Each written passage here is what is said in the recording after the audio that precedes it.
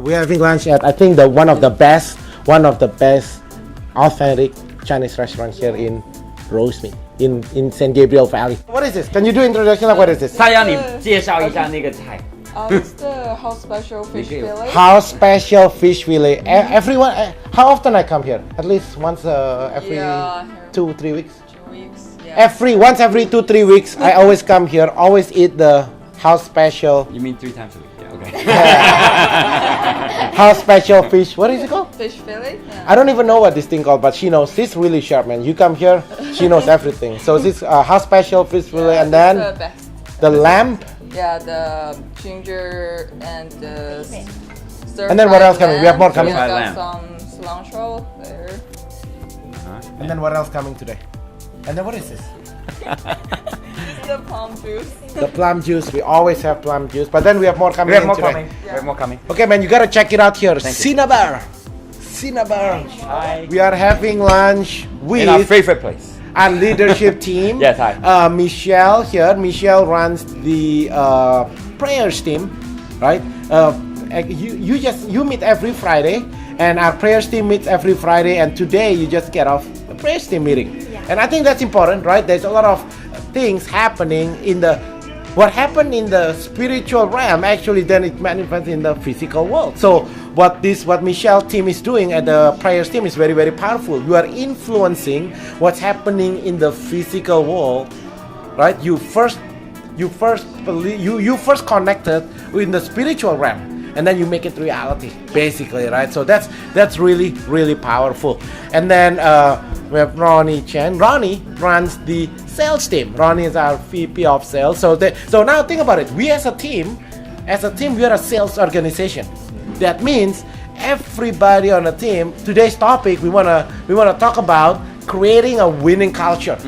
We are creating a winning culture. But first, before we talk about creating a winning culture, we need to define what is winning culture. Yeah, what is winning? What's the definition of winning? Okay. So so mainly this video is for our internal team. We just made it available to the public. But first, we are talking to people in our team or our any potential people who wants to join our team. They need to know what is the definition of winning, right? Because how do you know? How do we measure it?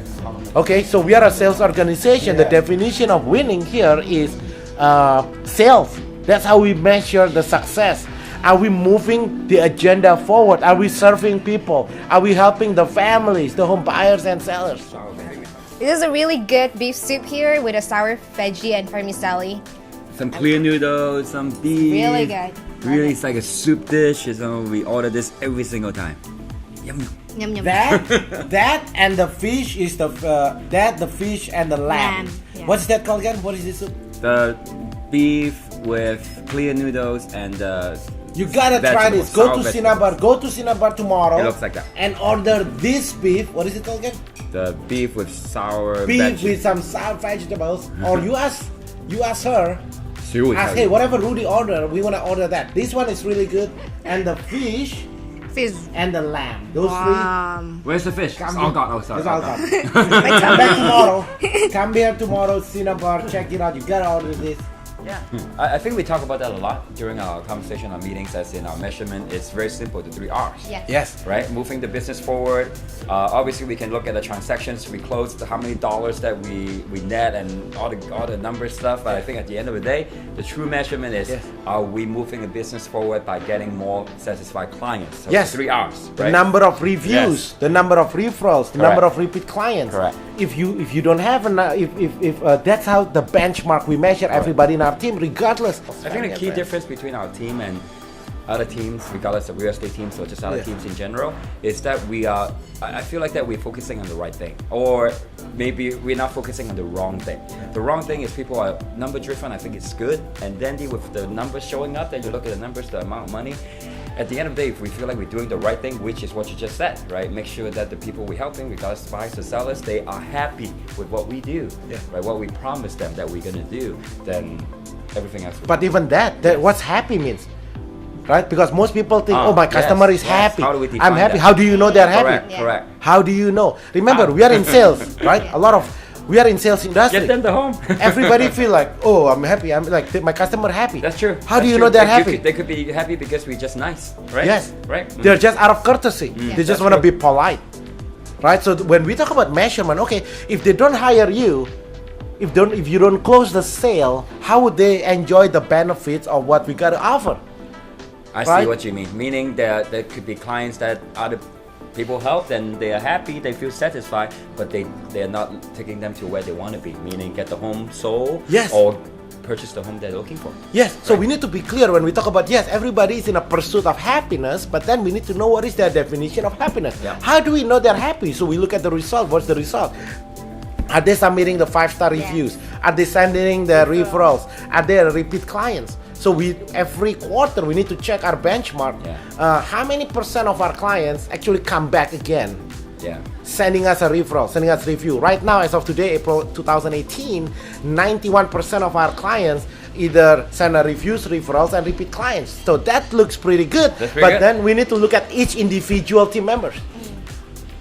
You know, there is no one person can build a team, but there is One there person. could be one person can tear down a team. So as the team continue to grow, we need to always be aware of creating this winning culture. Yeah. Right. So in your when as on your prayers team, on the sales team, we need to be aware. We are talking with Ronnie just now. Okay, we need to create a culture that every month, right, the person who is not moving the agenda forward cannot be part of the team. That doesn't mean they're a bad person. All it's saying is that they may be able to grow somewhere else. Maybe we are not conducive. We are not creating a conducive environment for that particular person. But what's the true reasoning behind that, then? Since we're as far as What is the doing that? true measurement like? Like as far as letting that person.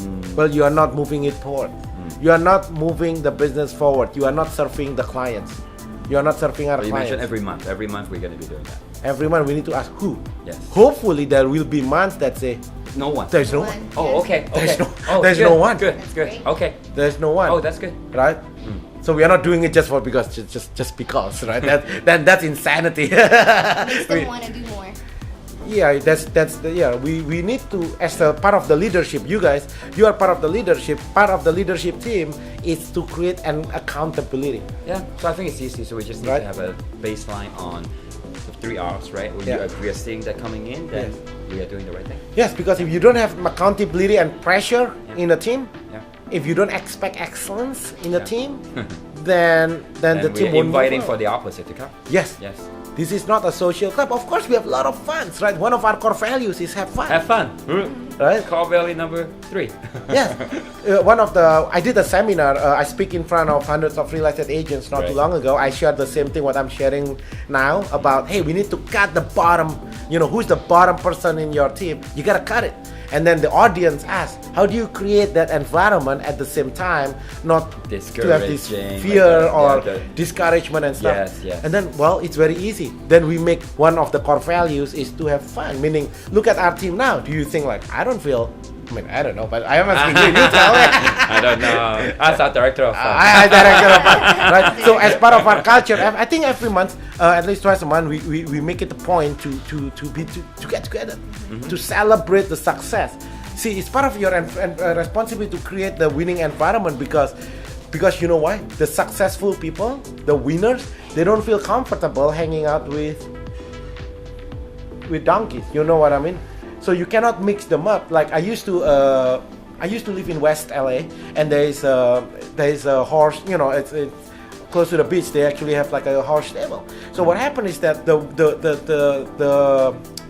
horse that goes to performance, I forgot what it's called, but the high performance horse, they don't want to be mixed around with the donkeys. What do you mean? They behave a little different? They behave differently. Yes, because then it's going to slow down. Oh, really? Yes, so they separate it out because the behavior is toxic. You mean the horse itself or the The owner of horse. Oh, really? The horse become less perform. You know, the horse becoming Oh, the that's interesting. competing. Well, the I see horse what that you goes mean. to competition, they become less He faster. feels like he doesn't have to go that fast because there's someone so slow next Correct, to him. Yeah. because the environment creating that. If you surround yourself with chicken, right? If you are an eagle, if you're an eagle, there is a story actually. There is an eagle egg fell down in the chicken farm, and then the egg hatch, and then the eagle come out, but it's always born in front of chicken. So it's surrounded by chicken, everything with chicken. He doesn't know how to be an eagle. He doesn't know how to fly. And then one day the eagle actually go up to the mountains with the chicken dad, and they tell the chicken. And then they look at there's another eagle's flying. Yeah. And then the eagle here, he thought it's a chicken. Talk to the dad. They say, "Wow, dad, That I chicken hope can I can fly fly like that. I want to be like that. Wow, if they fly so high." And then daddy chicken says, "You cannot do it because we are chicken. We don't fly that high. We just fly from That doesn't even know he's chicken talking to just eagle. fly like this." It's like, you look different than me, but okay. Right? And then one day this eagle get pushed on the cliff. When another eagle, they met with another eagle, right? Another eagle say, "No, you are not chicken. You are an eagle, man." And then this eagle baby say, "What are you talking about?" Then they get pushed to the cliff. And then when it pushed to the cliff, the eagle baby start to open their wings. And what going through it? And then that's when they realize, it's okay, put it here. Bring the lunch here. We want to create an environment where we push each other forward. Yes. I think it's just going back to your saying that the things you've been telling us is we are the average of the 5 people that we're surrounded by. And it's the same idea. We are the average of the 5 people we hang out with. Yeah. It's the leadership responsibility to create an environment of growth. Go back. Every day we have like a 1 hour, we go lunch for 1 hour, we go back. And then as we go back, what changes, what can we implement right away? What do you think? Let me put Michelle on the spot. I think definitely, what's it called? The one that Richard Montoya was saying. The Accountability. Yes, there you go. So I think we definitely need that. What do you recommend? How do we? Anyone that wants to sign up for that should message us directly, and it's something each that they voluntarily can- person handles like 2 to 3 people that we just spend time with them every day. Just push us together. Let's just decide it. Yeah. So Michelle, you'll accountability like what? Like As far as for example, the people. the attending training. Why don't we Yes. start with the simple thing, attending training at 8 o'clock? 8 o'clock, man. So that means 10 or 8:15. Do something. Imagine you have an appointment with a client at 8 o'clock. Yes, we come there at 7:45. Yeah. Why don't we start with that? So you guys, Michelle and Ronnie, you do the training. So at 8 o'clock, I live let's so close the close. door. Yeah. Right? No, I think it's We can start with the simple stuff. We how don't you wanna make do it anything complicated. is how you do everything, right? Yeah. So that's gonna be a good one. I don't even know what's that called, but it's really nice. Gotta try this. You gotta She try. should totally give us You a gotta discount. come here. Cinnabar, you gotta check it out. It's one of our favorites. It's like our private dining. That's why.